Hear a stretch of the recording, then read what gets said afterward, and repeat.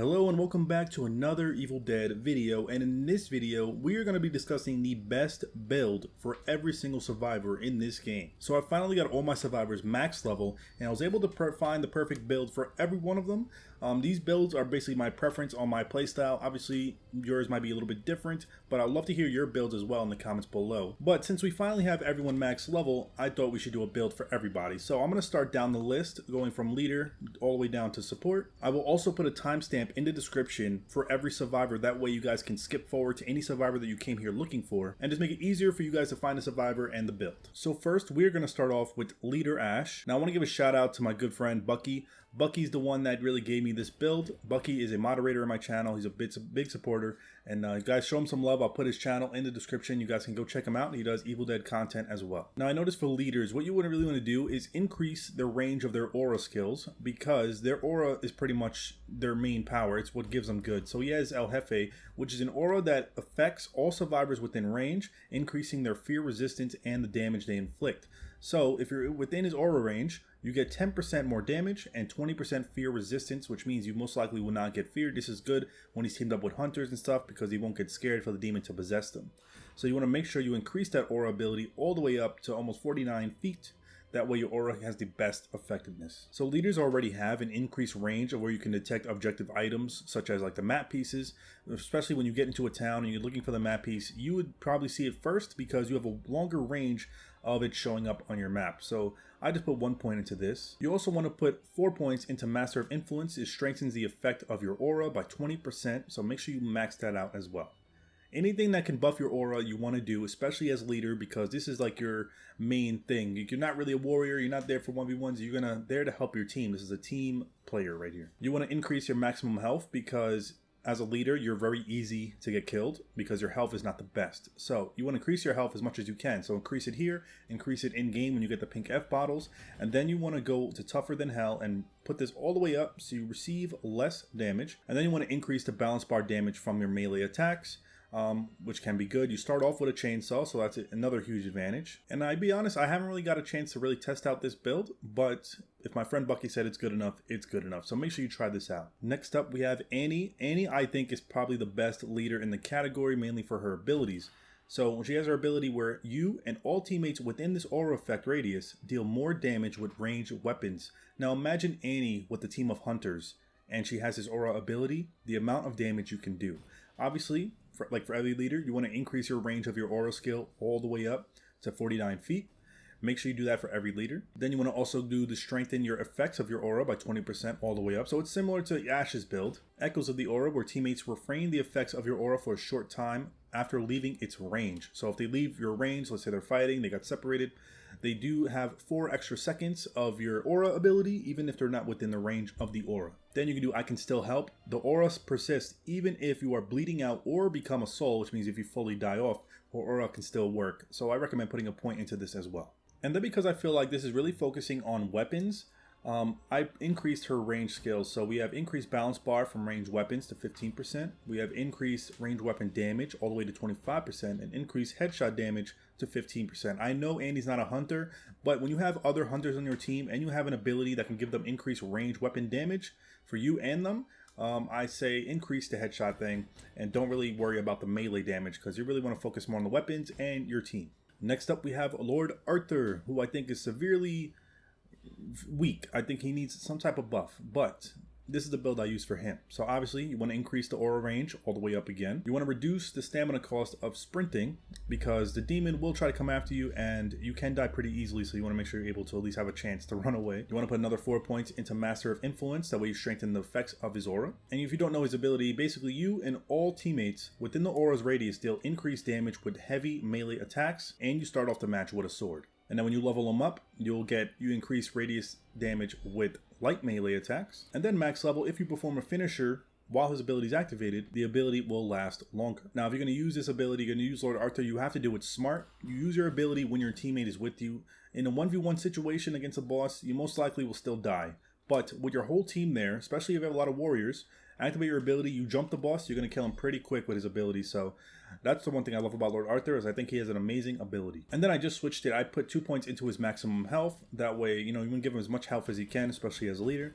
And then down here, you want to increase balance bar damage with your melee, increase melee weapon damage all the way to 15%, and the last hit of your combo causes increased damage of 50%. So you want to get these up as well. I don't really focus on anything weapon damage because obviously it's not going to do that good with Lord Arthur, so just try to focus on melee, health, and aura. Next we have Army of Darkness Ash. Now I did make a separate video on him specifically, but I'll just show you guys really quick of what I have. So I put 3 points into his dodging because even though I don't think you really need to worry about the dodging because he is pretty tanky, but I just like to put it in there just in case. Obviously, for warriors, you want to increase melee weapon damage all the way up. You want to increase dismemberment damage, especially if you're going to be using a chainsaw. And then you want to increase balance bar damage if you're going to be using a blunt weapon like a bat or a sledgehammer. So mostly these two right here with balance bar, I like to put it all the way up. Especially if you're going against a warlord or a puppeteer, you'll be able to stun their basics pretty quickly. And then you want to increase damage with heavy melee attacks. You want to reduce the amount of damage you receive. Army of Darkness Ash is already tanky as it is, so reducing your damage you receive by 10% makes you even stronger. So make sure you put that up, and then of course you want to increase balance bar damage with your heavy melee attacks. This goes hand in hand with heavy hitter.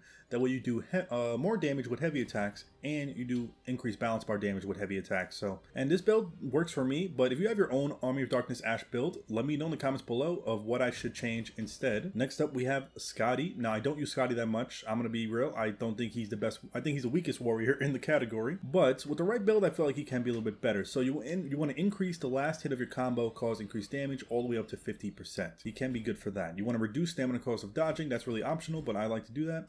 You want to increase melee weapon damage.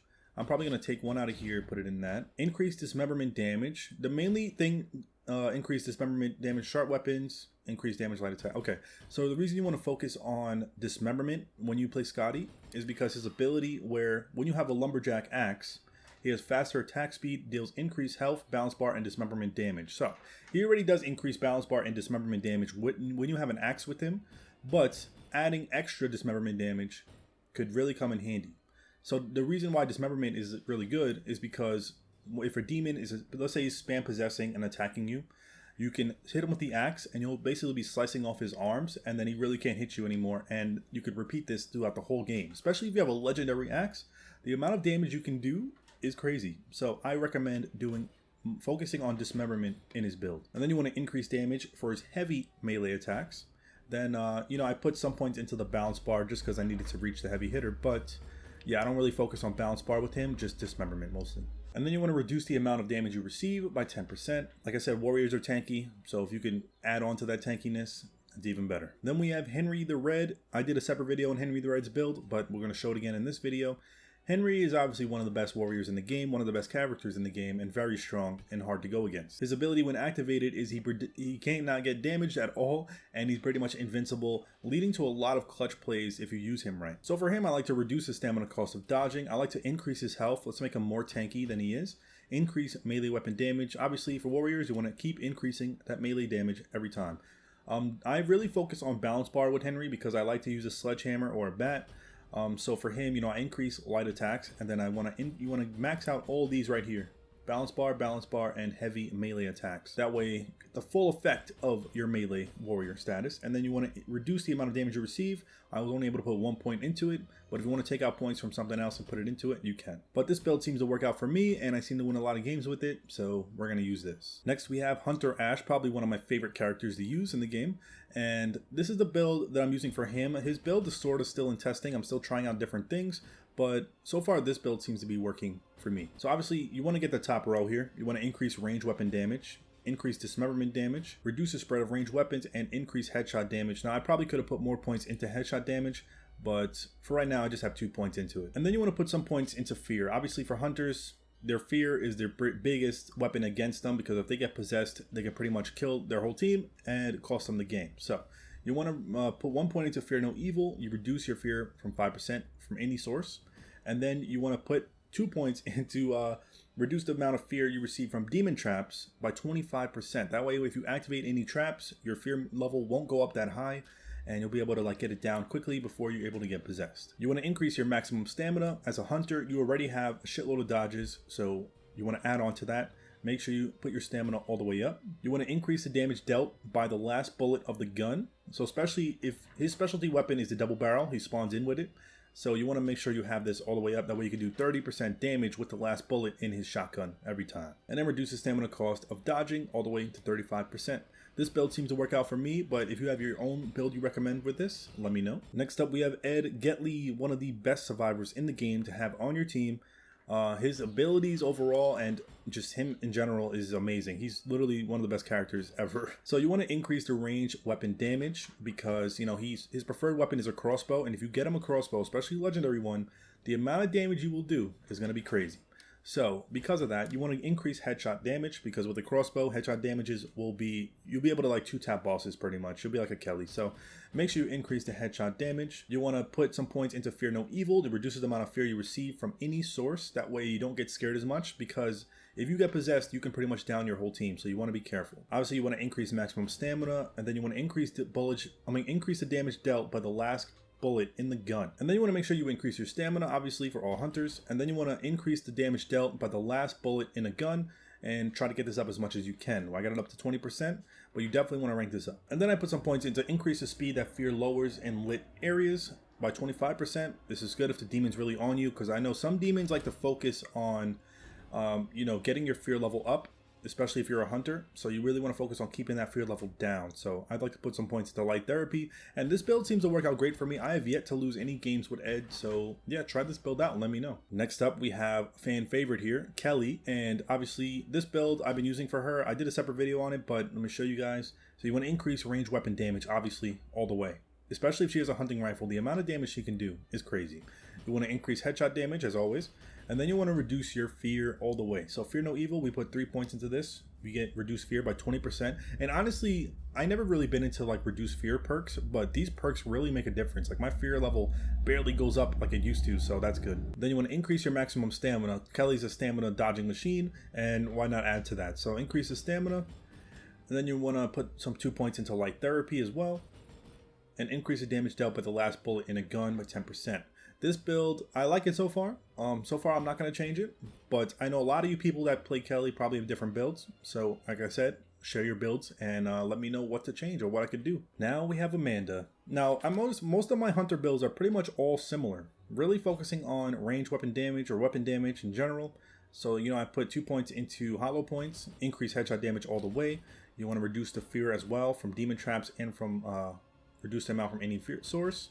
Stamina, like here, and then light therapy. So really this is more focusing on her fear and doing most points into weapon damage or dismemberment bar, stuff like that. Amanda, I don't play as much, so I'm still testing out this build, but when I played some match with her on stream the other day, it seemed to do pretty good, so that's why I'm keeping this build for this video, but I'm probably going to change it in a later date. Then we have Support Ash. So Support Ash is very good. I think his ability is so, like, I hate how he got nerfed in the beginning. I felt like he didn't need it, because he can be very good to a team. Now, my support builds are focused strictly on teamwork and healing the team, not really on damage or anything else like that. So you want to increase Shems Plus all the way so you restore 30% more health when you heal your teammates and yourself. You want to reduce stamina cost of dodging because any chance you have of when the demon is trying to rush you and attack you, you want to be able to at least get some dodges in to buy you some time. You want to reduce the amount of damage you receive because you don't have the best health, and if the demon's on your ass because you're a support, then you want to make sure you have more of a fighting chance. And then you want to increase the last hit of your combo cause increased damage by 50%. So with Support Ash, the recommended weapon you should use is something fast. So I recommend like a hunting knife or a meat cleaver because when you do the heavy attacks, it's going to heal you and your teammates quick, and you need a weapon that's really fast in that department. So I recommend a hunting knife. But yeah, you want something quick and you want to increase your last hit combo. That way you can do increased damage. But this is what I like to focus on down here is this bar down here. So, you know, first aid, when you revive a teammate from bleeding out, they recover a percentage of their health up to 35%. Which means when you revive your teammate, he'll get revived with most of his health, which can come in handy in an intense battle. You want to increase the amount of colas you can carry. Start the match with 2 extra colas. Increase your maximum health to 20%. And then when you revive a teammate from bleeding out, you recover a percentage of your health. So let's say you're weak, you're one hit, and you revive a teammate, your health itself will get revived as well as his. And then when you revive a teammate from bleeding out, your fear is partially reduced. Now, I honestly don't really know why I put a point into that one because his ability is he can manage their fear levels. So when activated, the ability reduces fear levels for you and your teammates.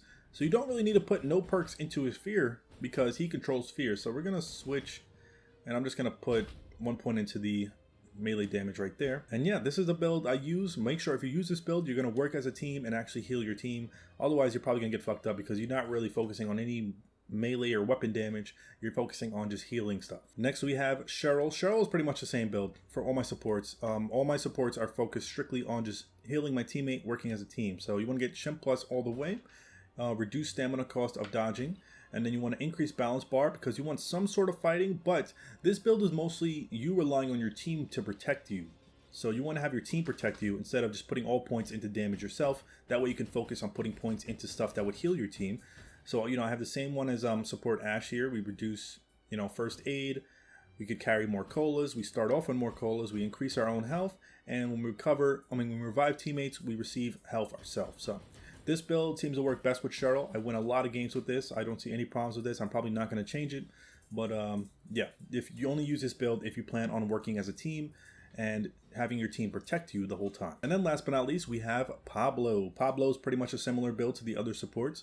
We want to put a lot of points into the cola that restores more health. Now, I notice a lot of people that play Pablo, they play him because, you know, he's sneaky and hard to spot by the demon. And you can go sneak around, get the map pieces without being noticed, and get objectives done. You could sneak res. You can do a lot of stuff sneaky under the demon's nose, and you can be a pain in the ass to him. But I think a lot of Pablos forget that they're also a support, and I don't really see them doing the support role as good as they should be, as far as healing your team with the colas and stuff like that, or with the amulets. I feel like a lot of Pablos are more selfish, or they forget that they're a support. So this build is for the Pablos that are actually going to play the support role. So you want to level up all this whole row right here. You know, increase the amount of colas you can carry. Start off with extra colas, increase your health, and you revive a teammate. They recover a percentage of their health by 35%. And for the weapons, you know, I did do some balance bar damage for melee attacks and reduce the amount of damage you receive. And I think this build can actually be really effective, but make sure you guys actually play the support role. Don't play just the stealthy solo role just so you can like go off on your own. I feel like a lot of people use them just so they don't have to stay with their team, but that's not what you should be using him for. You know, he's for a team player. He's for to keep your team alive, and you want to make sure you stay with your team and have your team protect you. Even though you don't really need it, because it's going to be so hard for the demon to see you in a tense battle because you don't show up on his minimap, and I feel like that's what a lot of demons rely on, is looking at their map where each survivor is. So yeah, there's a lot of advantages to using Pablo, so make sure you use him right and try out this build and let me know what you think. And that, guys, is what I think is the best build for every survivor in the game. As always, let me know your opinions down below for any survivors that I went over. If you guys think something else should be set in this build, don't be afraid to comment it. I'm always open to opinions, and I just love you guys, and thank you all for the support you guys show on my videos. I appreciate all of you, and I'm very thankful. And I hope to see you guys in my next video. Thanks for watching.